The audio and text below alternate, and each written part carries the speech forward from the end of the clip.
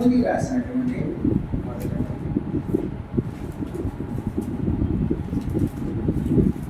మొదటి తిమోతి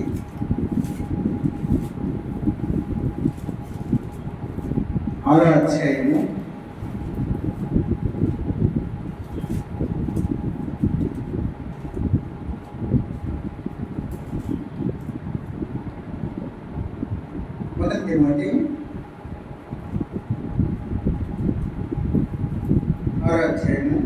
15-16 వచనం.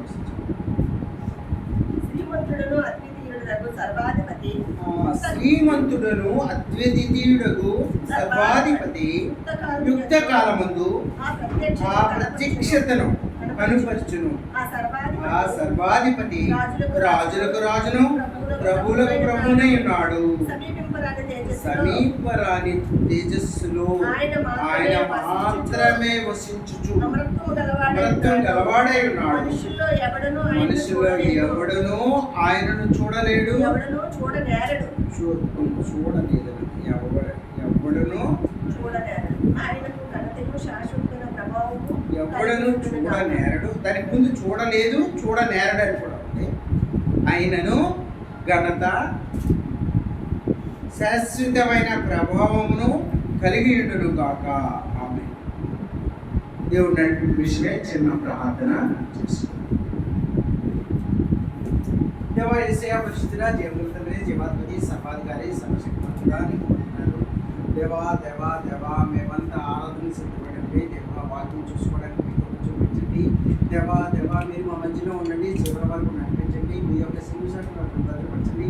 ఏ మాటలు అవసరం ఆ మాటలు దయచేయండి ప్రభా. ఏ జ్ఞానము లేనటువంటి వాడిని ప్రభా, నాయన ఏం చెప్పాలో తెలియదు వాడిని ప్రభా. మీ యొక్క పరిశుద్ధాత్మతో నాయన ప్రతి మాటను దయచేసి ప్రభా ప్రతి ఒక్కరితో మాట్లాడండి. నీ బిడ్డలందరితో మాట్లాడండి ప్రభా. నీ బిడ్డలను దీవించండి, ఆశీర్వదించండి. దేవా మేమంతా ఆత్మతో సత్యంతో హృదయంతో ఆరాధన చేసినాక మాతో మాట్లాడి దీవించబడి యేసుక్రీస్తు వారి శ్రేష్టమైన నామమున స్తుతించి ప్రార్థించాలి. ఆమేన్.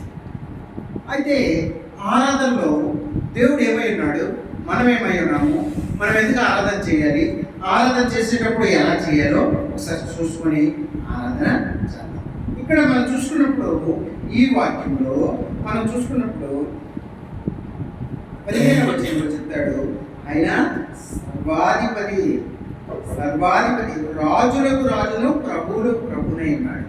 ఆయన సర్వాధిపతి రాజులకు రాజు ప్రభువులకు ప్రభువై ఉన్నాడు. ప్రభువులకు ప్రభువై ఉన్నాడు. సమీపరాని తేజస్సులో ఆయన మాత్రమే వసించుచు అమరత్వము గలవాడై ఉన్నాడు. అమరత్వం గలవాడై ఉన్నాడు. మనుషులలో ఎవడును ఆయనను చూడలేదు, ఎవడును చూడలేడు కూడా. అంటే చూడనేరడు. అందుకే ఆయనకు ఘనతయు శాశ్వతమైన ప్రభావం కలిగి ఉండును గాక. ఆయన ఎవరు అందుకే దేవుణ్ణి ఎవరు కూడా చూడలేరు. ఆయన ఎలాంటి వాడంటే సర్వాధిపతి, రాజులకు రాజు, ప్రభువులకు ప్రభు అయి ఉన్నాడు. ఆయన ప్రభువులకు ప్రభు అయి ఉన్నాడు. రాజులకు రాజు అయి ఉన్నటువంటి ఆ సర్వాధికారికి మనము ఈ ఉదయకాల సమయంలో ఆరాధన చేస్తాం. ఆయన మామూలు వ్యక్తి అయితే మనం ఆరాధన చెయ్యము, మనలాగే విడిచిపెట్టేవాళ్ళం. ఆయన ఎలాంటి వాడంటే సర్వాధికారి, సర్వ అధికారి, అన్నింటికి అధికారి, రాజులకు రాజు ఉన్నాడు, ప్రభువులకు ప్రభు ఉన్నాడు. అలాంటి గొప్ప దేవుని సమీపింపరాని ఆయనకి దగ్గరికి చేరుకోలేనటువంటి తేజస్సు గల వాడే ఉన్నాడు. కాబట్టి అలాంటి గొప్ప దేవుణ్ణి మనము హృదయపూర్వకంగా మనము ఆరాధన చేస్తాం. అందుకే ప్రకటన గ్రంథం 19 ఏది రాస్తారు 19వ అధ్యాయము ప్రకటన 19:6-7 వచ్చిన ఒకసారి కలిసి ఉంటాయి. అప్పుడు గొప్ప జనసమూహ శబ్దము, విస్తారమైన జలముల శబ్దమును, బలమైన ఉరుముల శబ్దమును, కూలిన ఒక స్వరము, సర్వాధికారి ప్రభువునకు మన దేవుడు వేడుచున్నాడు. ఆయన స్తుతించు చాలు. ఆయన ఎలాంటి వాడట, సర్వాధికారియు ప్రభువునకు మన దేవుడు ఏడుచున్నాడు. ఆయనని మనం ఏం చేయాలి? స్తుతించాలి. ఆయన సర్వాధికారి, రాజులకు రాజు, ప్రభువులకు ప్రభు అయినటువంటి ఆ గొప్ప దేవుడు. ఆయనే స్తుతులకు పాత్రుడు, స్తుతులకు అర్హుడు, స్తుతించదగినవాడు ఆయనే. కాబట్టి ఆయనని మన హృదయపూర్వకంగా మనము స్తుతిద్దాం. ఎందుకంటే ఆయన ప్రభువులకు ప్రభు, రాజులకు రాజే కాకుండా సర్వాధికారి. ప్రభువునకు మన దేవుడు ఈ ప్రపంచాన్ని ఏడుచున్నాడు, ఈ సర్వ సృష్టిని ఏడుచున్నాడు. కాబట్టి ఆయన అలాంటి గొప్ప దేవుడు. ఆయన మనము హృదయపూర్వకంగా మనము ఆరాధిద్దాం. ఎందుకంటే ఆరాధనకి ఆయనే అర్హుడు, ఆయనే ఆరాధనకి ఆయన మాత్రమే అర్హుడు. ఎందుకంటే ఆయన ఎందుకు మనము ఆయన్ని ఆరాధించాలి అంటే రోమిలికి రాసినటువంటి పత్రికలో ఒకసారి చూద్దాం.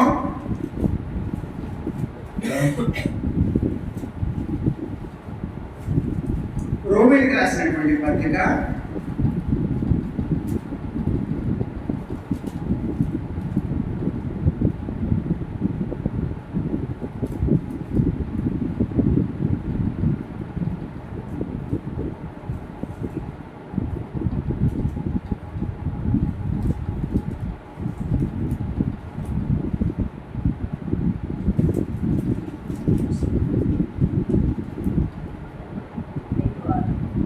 5:8. అయితే దేవుడు మన ఎడల తన ప్రేమను వెల్లడిపరుచున్నాడు. ఎట్లనగా మనం ఎంతనో పాపులమై ఉండగానే క్రీస్తు మన కొరకు చనిపోయాడు. అయితే దేవుడు మన ఎడల తన ప్రేమను వెల్లడిపరుచుచున్నాడు. ఎట్లనగా మనం ఎంతనో పాపులమై ఉండగానే క్రీస్తు మన కొరకు చనిపోయాడు. కాబట్టి ఆయన ఆరాధించాలి. అయితే దేవుడు మన ఎడల తన ప్రేమను వెల్లడిపరుచుచున్నాడు. ఎలా వెల్లడిపరుచున్నాడు అంటే దేవుడు నేను లోకమును ప్రేమిస్తున్నాను అని చెప్తే సరిపోతుందా? ఆయన క్రియ రూపంలో మనం తెలియజేయాలి. ఎలాగా? మనం ఇంకా పాపులమై ఉండగా మన ఎడల ఆయన ప్రేమ చూపిస్తున్నాడు. ఎట్లనగా మనం ఇంకా పాపులమై ఉండగానే క్రీస్తు మన కొరకు ఎలా చనిపోయాడు అంటే తండ్రి కుడి పార్శ్వములో ఉన్నటువంటి తన కుమారుడు అయినటువంటి యేసుక్రీస్తు ఆయన ఈ లోకానికి వచ్చి ఈ లోకంలో నీ కొరకు నా కొరకు ప్రాణం పెట్టడానికి ఇష్టపడి వచ్చి కలువరి శిలువలో సిలువ వేయబడి ఆ చివరి రక్తపుడి వరకు నీ కొరకు నా కొరకు. దాంట్లో ప్రేమ ఉంది. మనకి ఎంతో మంది ప్రేమ చూపిస్తారు. ఆ క్షణమే అది కాదు, అది నిజమైనటువంటి ప్రేమ కాదు. మనం వెళ్తే ఎన్నో రకాలు పెడతారు, ఎన్నో రకాల మంచి మంచి భోజనాలు సిద్ధం చేస్తారు. కానీ మనం వెళ్తే ఎంతో ఆప్యాయంగా మాట్లాడతారు. కానీ అది చూపిస్తున్నటువంటి అది ప్రేమ, అది శాశ్వతమైన ప్రేమ కాదు. కానీ మనం వెళ్ళిపోయిన తర్వాత మన గురించి ఏదో మాట్లాడుకుంటాం, అది కాదు. కానీ దేవుడు చూపిస్తున్నటువంటి ఈ ప్రేమ శాశ్వతమైనటువంటి ప్రేమ. ఎందుకంటే దేవుడు మన యొక్క ప్రేమ ఎలా చూపించాడంటే మనం ఇంకా పాపులమై ఉండగా క్రీస్తు మన కొరకు చనిపోయాడు. ఈ లోకానికి వచ్చి ఆయన ఇష్టపడ్డాడు. నీ కొరకు నా కొరకు సిలువ వేయడానికి ఇష్టపడ్డాడు. చివరి రక్తబొట్టు వరకు కాల్చడానికి ఇష్టపడ్డాడు. ఆ ముల్లి కిరీటం పెట్టుకోవడానికి ఇష్టపడ్డాడు. కొరడాలతో పట్టుబట్టడానికి ఇష్టపడ్డాడు. చివరి రక్తబొట్టు వరకు ఆయన నీ కొరకు నా కొరకు కాల్చి ఆ రక్తంలో ఎవరైతే కడిగబడతారో వాళ్ళు ప్రతి పాపాన్ని క్షమించబడతారు. ఎవరైతే తన రక్తంలో కడగబడతారో మన పాపాన్ని కడిగి పవిత్రులుగా మనం చేయబడతాం. కాబట్టి దాంట్లో ప్రేమ ఉంది. నీ కొరకు నా కొరకు ప్రాణం పెట్టాడే దేవుడు, నీ కొరకు నా కొరకు కలువరి శిలువలో సిలువ వేయబడ్డాడే. దాంట్లో ఉన్నటువంటి ఆ ప్రేమను బట్టి మనము ఆరాధించాలి. ఎందుకంటే ఆయన చూపిస్తున్నటువంటి ప్రేమ, ఆయన చూపిస్తున్నటువంటి కృప, ఆయన చనిపోవడానికి సిద్ధపడి లోకానికి వచ్చాడు. తండ్రి కుటుంబాశ్రంలో పరలోకంలో ఉన్నటువంటి యేసు ప్రభు నీ కొరకు నా కొరకు ఈ లోకానికి వచ్చాడంటే మనం ఏం చేయాలి? మనం హృదయ పూర్వకంగా ఆయన్ని ఆరాధించాలి. ఎందుకంటే ఆయన ఈ లోకానికి రాకపోయింటే మన పరిస్థితి ఏమై ఉండేది? ఒకప్పుడు ఈ లోకమంతా ఎలా ఉండేది? పాపంతో నిండిపోయింది, పాపంతో కలిసిపోయింది, పాపంతో ఎక్కడ చూసినా పాపమే. అలాంటప్పుడు మన మనము దేవుడి సన్నిధికి రాలేని పరిస్థితిలో దేవుడే మన దగ్గరికి వచ్చినటువంటి దేవుడు నీ కొరకు నా కొరకు ఈ లోకానికి ఈ సన్నిధిలోకి వచ్చి నీ కొరకు నా కొరకు ప్రాణం పెట్టినటువంటి ఆ గొప్ప దేవుడిని మనము హృదయపూర్వకంగా మనము ఆరాధించబద్దులమై అసలు మనము పాపులము కరెక్టే. మనము అసలు పాపం వల్ల ఏంటి అంటే ఈ రోమాలోనే ఉంటుంది చూడండి, 5వ అధ్యాయం 12వ వచనము. ఇట్లుండగా ఒక మనుష్యుని ద్వారా పాపం ద్వారా మరణమును లోకములో ఎలా ప్రవేశించను, అలాగనే మనుషులందరూ పాపం చేసిన మరణం అందరికీ సంప్రాప్తమే. చూసారా, ఈ లోకంలో ఉన్నటువంటి ప్రతి ఒక్కరు పాపం చేసిన వారే, ఏ మనుషుడు పాపం చేయకుండా లేరు. ఎట్లుండగా ఒక మనుషుని ద్వారా పాపము ద్వారా మరణము. ఈ లోకము అంత పాపంలో కలిసి ప్రతి ఒక్కరికి మరణం ప్రాప్తించింది. లోకంలో ఎలాగా ప్రవేశించినో అంటే అలాగనే మనుషులందరూ పాపం చేసి ఉన్నందున మరణము అందరికీ సంభవించారు. ప్రతి ఒక్కరు కూడా పాపం వలన మరణం సంభవిస్తుంది. పాపానికి జీతం మరణం. అలాంటి బ్రతుకులు మనకి అంటే మనం పుట్టుకతోనే పాపం చేసిన వారు, అమ్మ నాన్న తెలియక చేసినటువంటి పాపం వల్ల పుట్టినటువంటి మనం కాబట్టి మనం పాపులం. ప్రతి ఒక్కరు పాపులమే. పాపం లేని వారు ఈ లోకంలో ఎవ్వరూ లేరు. కానీ ఆయన ఒకటే అంటున్నాడు, ఈ లోకంలో మనము పుట్టినప్పుడు మనము నిజాయితీగా ఉండొచ్చు, కానీ తర్వాత ఈ లోకరీతిగా ఈ లోకం వెంబడి తిరగడం వలన, ఈ లోకంలో మనం నడుచుకోవడం వలన మన పూర్వీకులు ఒకసారి మనం చూసుకున్నప్పుడు ఆదాము అవ్వ చేసినటువంటి పాపం వలన మనకు కూడా ఆ అవిధేయత అనేది రావడం జరిగింది. మనం కూడా ఆ పాపంలో పడిపోవడం అనేది జరిగింది. ఆదాము అవ్వ తెలియక వాళ్ళు చేశారు. సర్పము మోసగించి చేయించడం వల్ల వాళ్ళు పాపంలో పడ్డారు. అప్పటి నుండి ఆ ఏదెను తోట నుండి వాళ్ళని బయటికి వెంటవేయబడ్డారు. అక్కడ దేవుడితో ఎంత సరదాగా, ఎంత హ్యాపీగా, ఎంత సంతోషంగా వాళ్ళు గడుపుతున్నటువంటి ఆ రోజులు, వాళ్ళకి ఏమైంది, దేవుడు ఆ రోజు నుండే వాళ్ళని బయటికి వెంటవేయడం జరిగింది. నా జీవితాలు కూడా అంతే. మనకు తెలియకుండానే పాపంలో పడిపోతా ఉన్నాం, పాపంలో కలిసిపోతా ఉన్నాం, పాపంలో మునిగిపోతా ఉన్నాం. ఆ పాపం వల్ల వస్తున్నటువంటి ఆ జీతం ఏంటి అంటే మరణం. మరణిస్తా ఉన్నాం. ఆ మరణమే నీకు నాకు. కొంతమంది పాపాలు ఎక్కువైపోయి చాలా యాక్సిడెంట్ ద్వారా మిగతా ఏదో కారణం చనిపోతా ఉన్నారు. అనారోగ్య పరిస్థితులు ఎన్నో విధాలుగా చనిపోతా ఉన్నారు. అదంతా పాపం వల్ల వచ్చిన జీతం మరణం. అయితే ఆ దేవుడు ఒకటే అన్నాడు, నీ పాపములు నీవు ఒప్పుకునే ఎడలా ఆయన నమ్మదగినవాడు, నీతిమంతుడు కాబట్టి ప్రతి పాపాన్ని కడిగి మనల్ని పవిత్రంగా చేస్తారు. కాబట్టి ఒక్కటే అంటున్నాడు, ఏంటంటే నువ్వు నా దగ్గరికి వచ్చి నీ పాపాన్ని ఒప్పుకో. నీ పాపాన్ని ఒప్పుకుంటే చాలు. ఆయన నమ్మదగిన వాడు, నీతిమంతుడు కాబట్టి, నీ కొరకు నా కొరకు ప్రాణం పెట్టాడు కాబట్టి, చివరి రక్తపడి వరకు కాల్చాడు కాబట్టి, ఆయన మన ప్రతి పాపాన్ని కడిగి పవిత్రంగా చేస్తాడు. కాబట్టి మనము ఆయన సన్నిధిలో మన పాపాన్ని ఒప్పుకుంటే చాలు. సాటిస్ఫికేషన్ అంటే మన పాపాన్ని, ప్రతి పాపము నుండి కూడా మనల్ని తీసివేసినటువంటి దేవుడు. అయితే దేవుడు ఇంకేమన్నాడంటే ఈ రోమా అధ్యాయంలోనే 3వ అధ్యాయము 11వ వచనం ఒకసారి చూద్దాం.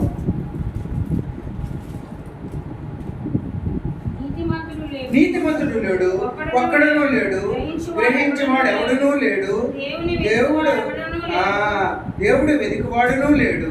అందరూ త్రోవ తప్పి ఏకముగా పనికి మాలిన వారయ్యారు. మేలు చేయవాడు లేడు, ఒక్కడైనను లేడు. ఇది ఎవ్వరు ఈ లోకం అంతా చూసిన ఎవ్వరు కూడా నీతిమంతుడు. అందరూ పాపం చేసిన వాళ్ళే, ప్రతి ఒక్కరు పాపం చేసిన వాళ్ళే. పాపం వల్ల వచ్చిన జీతం మరణం. పాపం వల్ల వచ్చిన జీతం మరణం. ఆ మరణాన్ని మనం కొని తెచ్చుకున్నాం. కాబట్టి ప్రతి ఒక్కరూ కూడా కొంతమంది వేగంగా మరణిస్తాం, కొంతమంది లేటుగా మరణిస్తాం. అందుకే మనకి యేసుప్రభు ఒకటే అంటాడు, నీకు నిత్య జీవం కావాలంటే యేసుప్రభు దగ్గరికి రావాలి. యేసుప్రభు నీ పాపాలు ఒప్పుకోవాలి, నీ పాపాలన్నీ కనబడతాయి, నువ్వు పవిత్రుడిగా చేయబడతావు, నీకు నిత్య జీవం వస్తుంది. నిత్య జీవం అంటే సదాకాలం ఆయనతో పాటు పరలోకంలో ఆయనతో పాటు ఆకలి ఉండదు, నిద్ర ఉండదు, అక్కడ సూర్యుడు ఉండడు, చంద్రుడు ఉండడు, సదాకాలం ఆయన మనకు వెలుగై ఉంటాడు. ఆయన ఎదుటే హ్యాపీగా సంతోషంగా ఉంటాం. ఇప్పుడే కాదు, ఈ లోకంలో ఉన్నంత కాలమే కాదు, ఈ లోకంలో నీవు మరణించిన తర్వాత కూడా ఆయన మధ్యాకాశానికి వచ్చి నిన్ను నన్ను లేపుని కొనుక్కోబడతాం. అది అది కావాలి. అంతమంది నరకానికి వారసులైపోతారు.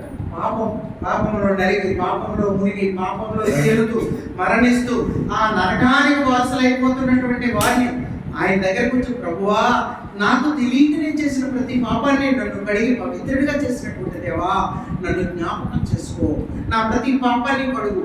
సిలువలో యేసు ప్రభువుకు సిలువ వేసినప్పుడు ఆయనతో ఉన్నటువంటి బందిపుడుతో ఒక ఆయన ప్రభువా పరదేశంలో నన్ను నువ్వు జ్ఞాపకం చేసుకో అని ఆయనతో వేడుకునుగా, అలాగే ఆయన పరదేశంలో జ్ఞాపకం చేసుకున్నాడు. నిన్ను నన్ను కూడా ఇచ్చినటువంటి గొప్ప వాగ్దానం ఏంటంటే, నువ్వు నీ పాపాలను ఒప్పుకుని ఎడలా ఆయన నమ్మదగిన వాడు, నీతిమంతుడు. కాబట్టి మనం ప్రతి పాపాన్ని కడిగి పవిత్రంగా చేసినటువంటి ఆ దేవుడు నీకు నాకు నిత్య జీవము ఇచ్చినటువంటి ఆ గొప్ప దేవుడిని మనం హృదయపడుతున్నాం, మనం ఆరాధిద్దాం. ఆయన ఈ సృష్టిని సృష్టించాడు, భూమిని, ఆకాశాన్ని, సర్వ సృష్టిని. ఆ సృష్టిలో మనల్ని కూడా తల్లి గర్భంలో పడక మునిపే భూమి ఆకాశాన్ని అసలు సృష్టించక ముందే నిన్ను నన్ను ఏర్పాటు చేసుకున్నటువంటి దేవుణ్ణి మనము హృదయపూర్వకంగా ఆరాధించాలి. ఆయన అర్హుడు, ఆయన ఆరాధకరుడు. ఎందుకంటే ఈ లోక సృష్టికర్త ఎవరు లేరు. ఆయన చేసినటువంటి అద్భుత కార్యాలు చూసినప్పుడు గొప్ప అద్భుత కార్యాలు, ఆయన చేసినటువంటి గొప్ప గొప్ప అద్భుత కార్యాలు, ఆయన ఉన్నటువంటి లక్షణాలు చూసినప్పుడు గొప్ప లక్షణాలు ఆయన కలిగి ఉన్నాడు. ఏంటి అలాంటి గొప్ప దేవుడిని మనము ఆరాధిస్తున్నాం. ఆయన చేసిన అద్భుత కార్యాలు చూద్దాం. ఏంటి యెహోషువ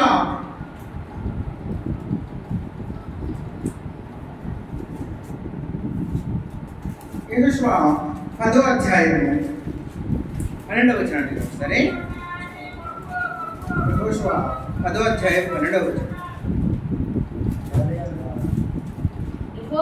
యెహోవా ఇశ్రాయేలు ఎదుట అమోరీయులను అప్పగించిన దినమున ఇశ్రాయేలీయులు వినుచుండగా యెహోషువ యెహోవాను ప్రార్థన చేశాను, సూర్యుడా నువ్వు గిబియోనులోను నిలువుము, చంద్రుడా నువ్వు అయ్యాలో లోయలో నిలువుము. జనులు తమ శత్రువుల మీద పగ తీర్చుకొని వరకు సూర్యుడు నిలిచెను, చంద్రుడు ఆగాను. చూసారు, ఇలాంటి అద్భుతాలు ఎవరు చేయగలరండి? ఎవరైనా చేయగలరా? సూర్యుడిని, చంద్రుడిని ఒక్క నిమిషం ఒక చెయ్యరు ఆపే కెపాసిటీ లోకంలో ఎవరికైనా ఉందంటే ఎవరికి. కానీ యెహోషువ ప్రార్థన చేసినప్పుడు సూర్యుడు గిబియోనులో నిలిచిపోయాడు, చంద్రుడు అయ్యాలో నిలిచిపోయాడు. యుద్ధం అయినంత వరకు, మళ్ళీ వాళ్ళు ప్రార్థన చేసినంత వరకు ఆగిపోయినటువంటి ఆ గొప్ప దేవుడిని మనం ఆరాధిస్తున్నాం. అంటే ఆయన చేసినటువంటి అద్భుత క్రియలు ఎంత గొప్ప క్రియలు చూసారా? సూర్యుడిని, చంద్రుడిని ఆపినటువంటి ఆ గొప్ప దేవుడిని ఆయన మనం ఈ లోకంలో తెలియక చాలా మంది తెల్లవారు లేచిన వెంటనే సూర్యుడిని పూజిస్తున్నారు, చంద్రుడిని పూజిస్తున్నారు. ఈ లోకంలో ఉన్నటువంటి చంద్రుడిని, ఈ లోకంలో ఉన్నటువంటి పనిమాలన్నీ పూజిస్తారండి. నిజమైనటువంటి సృష్టికర్తను మాత్రం విడిచిపెట్టారండి. ఆ సృష్టికర్తను ఎవరు ఆరాధన చేయడం లేదు, ఆ సృష్టికర్తను ఎవరు పూజ చేయడం లేదు. ఆ సృష్టికర్తని విడిచిపెట్టి వాటిని సృష్టించినటువంటి దేవుడు సృష్టించినటువంటి ఆ సృష్టిని పూజిస్తున్నారు.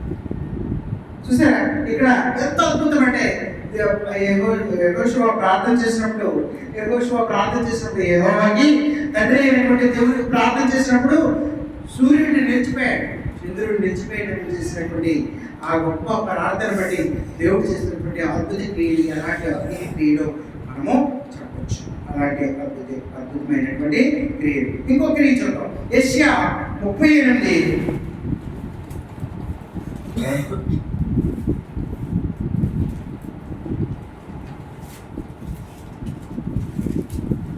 యెషయా 38 5వ వచనాన్ని ఒకసారి చదువు.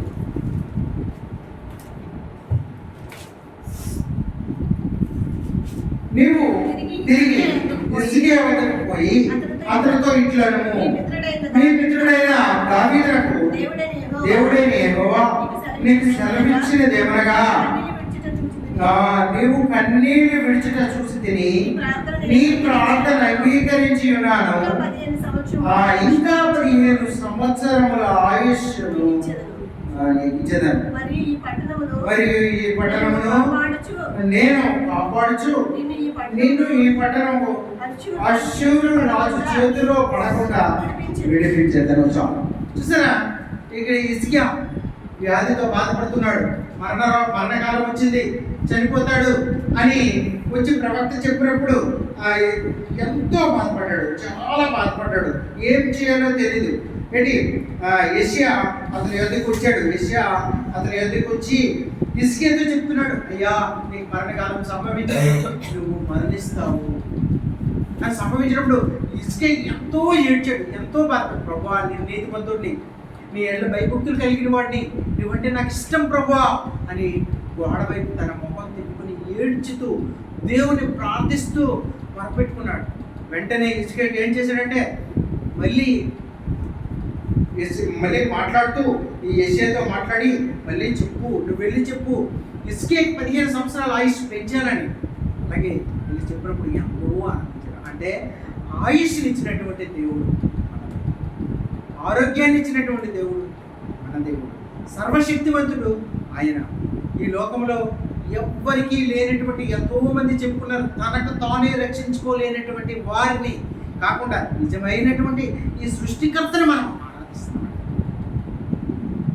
హిజ్కియా మరణకాలం సంభవించినప్పుడు ఆయన దగ్గరికి పంపించి, ఎందుకంటే ఆయన నీతిమంతుడు, ఆయన చేసినటువంటి క్రియలు గొప్ప క్రియలు.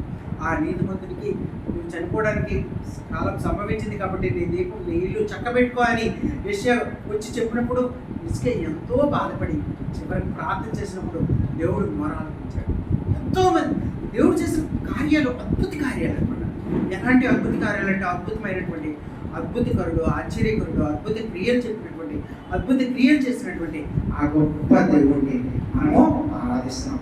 12 సంవత్సరాల స్త్రీ రక్తస్రావంతో బాధపడుతూ ఆయన తెలియకుండా ఆయన చెంగు పుట్టినప్పుడు ఆమె స్వస్థపడది. ఎంత గొప్ప అద్భుత క్రియ అండి, చాలా గొప్ప అద్భుతం. ఆయన ఎన్నో అద్భుత క్రియలు చేసినటువంటి గొప్ప యేసయ్యను, యేసుక్రీస్తు ప్రభువుని మనం ఇదేమో ఆరాధిస్తా ఉన్నాం. మనం అదనమాట. అయితే 2 తిమోతి సరే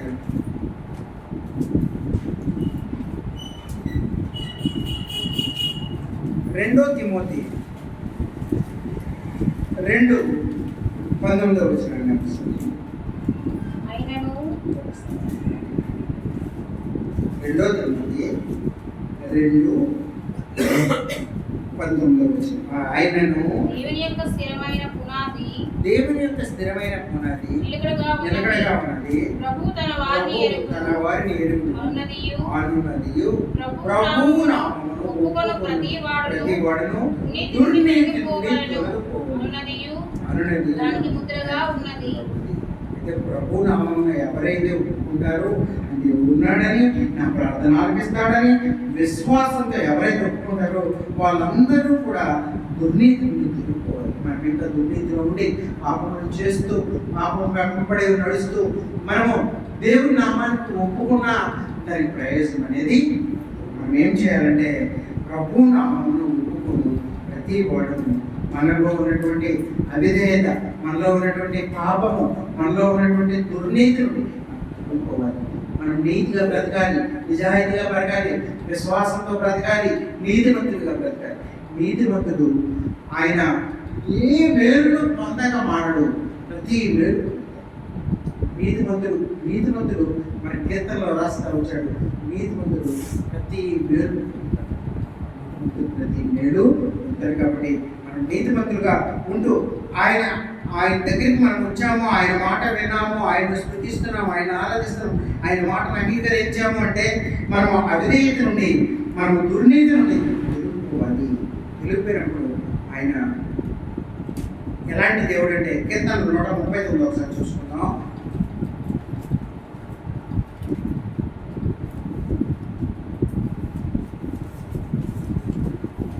కీర్తనలు 139వ కీర్తన 23-24. దేవా దేవా నన్ను పరిశోధించి నన్ను పరిశోధించి నా హృదయమును తెలుసుకొనుము. నా హృదయమును తెలుసుకొనుము. నన్ను పరీక్షించి నా ఆలోచనను తెలుసుకొనుము. నీకు ఆయాసకరమైన మార్గం నా యందు ఉన్నదేమో చూడుము. నిత్య మార్గం నడుపుము. ఇక్కడ దావీదు ఎలా దేవుడు ప్రార్థన చేస్తున్నాడంటే దేవా నన్ను పరిశోధించు, నా హృదయాన్ని తెలుసుకో, నా అంతరంగాన్ని. ఆయన ఎలాంటి దేవుడు అంటే మన అంతరంగాలను ఎరిగినటువంటి దేవుడు. మన హృదయంలో ఉన్నటువంటి మన అంతరంగంలో మనం ఎలా ప్రవర్తిస్తున్నామో, మన ఉద్దేశాలు ఏంటో, మన తలంపులు ఏంటో అన్నీ ఎరిగినటువంటి దేవుడు. అలాంటి దేవుడు మనము నువ్వేమనుకుంటున్నావో, ఈ క్షణంలో నీ ఉద్దేశాలు ఏంటో అన్నీ తెలుసుకొని నా హృదయ తలంపులు ఎరిగినటువంటి అంతరింద్రియములు ఎరిగినటువంటి ఆ దేవుడికి దావీదు ఏమంటాడంటే, దేవా నన్ను పరిశోధించి నా హృదయములను తెలుసుకొను, నన్ను పరీక్షించి నా ఆలోచనలు తెలుసుకొను, నీకు ఆయాసకరమైన మార్గం నా యందు ఏమైనా ఉందేమో చూడము, నన్ను నిత్య మార్గంలో నన్ను నడిపించు. నిత్య మార్గం, నిత్యం ఆయనతో పాటు ఉన్నటువంటి పరలోకానికి వారసమైనటువంటి పరలోకంలో ఉన్నటువంటి ఆ మార్గాన్ని నాకు అనుగ్రహించు. నాలో ఇంకా ఏమైనా నీకు ఆయాసకరం, నీకు మళ్ళీ సిరువేసే మాటలేమైనా, లేకపోతే అలాంటి పద్ధతులు, అలాంటి పనులు ఏమైనా చేస్తానేమో క్షమించు అని దావీదు తన దేవుడి దగ్గర మొరపెట్టుకుంటా ఉన్నాడు. మనం కూడా ఎందుకంటే దేవుడు అలాంటి వాడు. అందుకే కీర్తనలు 11వ కీర్తనలో రాస్తాడు,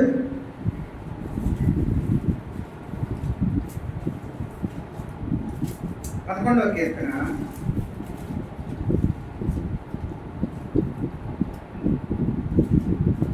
11:7 యెహోవా నీతిమంతుడు, ఆయన నీతిని ప్రేమించేవాడు, యథార్థవంతులు ఆయన ముఖదర్శనం చేసేదారు. అదనమాట, నీతిమంతుడు కాబట్టి ఆయన నీతిమంతుడినే ప్రేమిస్తాడు. ఆయన నీతిమంతుడినే ప్రేమిస్తాడు కాబట్టి యథార్థవంతులు ఆయన చూస్తారు, దేవుడిని చూస్తారు. కాబట్టి నీవు నేను యథార్థంగా ఉంటూ నీతిమంతులుగా ఉంటూ ఏంటి 4వ వచనంలో, దీంట్లోనే 4వ వచనం రాస్తాడు, యెహోవా తన పరిశుద్ధ ఆలయంలో ఉన్నాడు, యెహోవా సింహాసనము ఆకాశమందున్నది, ఆయన నరులను కన్నులారా చూస్తున్నాడు, తన కన్ను దృష్టి చేత ఆయన వారిని పరిశీలిస్తున్నాడు. చూసారా, యెహోవా తన పరిశుద్ధ ఆలయంలో ఉన్నాడు, యెహోవా సింహాసనం ఆకాశం మీద ఉన్నది, ఆకాశం నుండి మనల్ని పరిశీలిస్తున్నాడు, చూస్తున్నాడు, ఆయన నరులను కన్నులారా చూస్తున్నాడు, తన దృష్టి చేత ఆయన వారిని పరిశీలిస్తున్నాడు. పరిశీలించినటువంటి నువ్వేం చేస్తున్నావు, నేను ఎలా బ్రతుకుతున్నావు, ఎలా జీవిస్తున్నావు, మన జీవితాలు ఎలా ఉన్నాయో కన్నులారా చూస్తున్నాడు. అలాంటి గొప్ప దేవుడు కోరుకుందా ఆయన ఎదుట మన హృదయాన్ని సాగిలపరిచి, ప్రభువా మన హృదయ అంతరంగాల నుండి నీతిమంతుడు కాబట్టి నీతిగా ఆయన మనం ఆరాధించాలి. ప్రభువా నువ్వు నీతిమంతుడివి, నువ్వు ప్రభులకు ప్రభు, రాజులకు రాజు అయినటువంటి గొప్ప దేవుడు. ఆకాశము సింహాసనంగా చేసుకుని, భూమిని పాదపీఠంగా చేసుకుని నన్ను ప్రతి క్షణం పరిశీలిస్తున్నటువంటి దేవా, హృదయపూర్వకంగా ఆరాధించాలి. అందుకే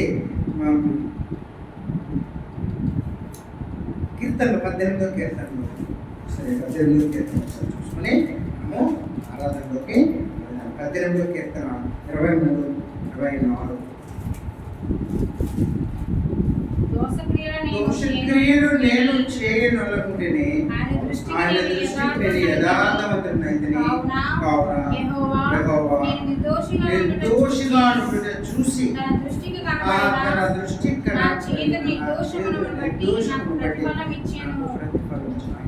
ప్రతిఫలించినటువంటి దేవుడు. కాబట్టి ఆయన్ని ఆత్మతో, సత్యంతో, హృదయంతో మనము ఆయన ఎదురుగా సాగిలపడి హృదయపూర్వకంగా ఆరాధన న్యాయమైంది. కాబట్టి ఆరాధన హృదయపూర్వకం అందరం ఆరాధన చేద్దాం. ఆయన ఎలాగా ఎందుకు మనం ఆరాధన చేయాలంటే మనం చూసుకున్నాం ఆయన చేసినటువంటి గొప్ప గొప్ప క్రియలు. సూర్యుడిని చంద్రుడిని ఆపినటువంటి దేవుడు ఆయన. ఎర్ర సముద్రాన్ని పైవేసేది, ఎర్ర ఎండిన నేలలో ఇశ్రాయేలు ప్రజలు నడిపించినటువంటి దేవుడు అప్పుడు చేయలేరండి. ఇస్కియా ఆరోగ్యాన్ని ఇచ్చి ఆయనకు ఆయుష్నించినటువంటి దేవుడు. నాకు కూడా మన జీవితాల్లో కూడా అనారోగ్య పరిస్థితుల్లో ఆదుకున్నటువంటి దేవుడు కాబట్టి ఆయన హృదయపూర్వకంగా ఆరాధిద్దాం. ఆయన నీతిమంతుడు కాబట్టి నీతిమంతుడికి ఆయన ఇష్టపడతారు కాబట్టి నీవు నేను కూడా ఆయన సన్నిధిలో మోకరించి హృదయపూర్వకంగా ఆయన్ని ఆరాధిద్దాం, హృదయపూర్వకంగా ఆరాధిద్దాం. ఆయన సర్వాధికారి కాబట్టి అందరం కూడా ఒకరి తర్వాత ఒకరు ముందుగా వరండాలో ఉన్నవారు, తర్వాత రూమ్లో ఉన్నవారు, ప్రతి ఒక్కరు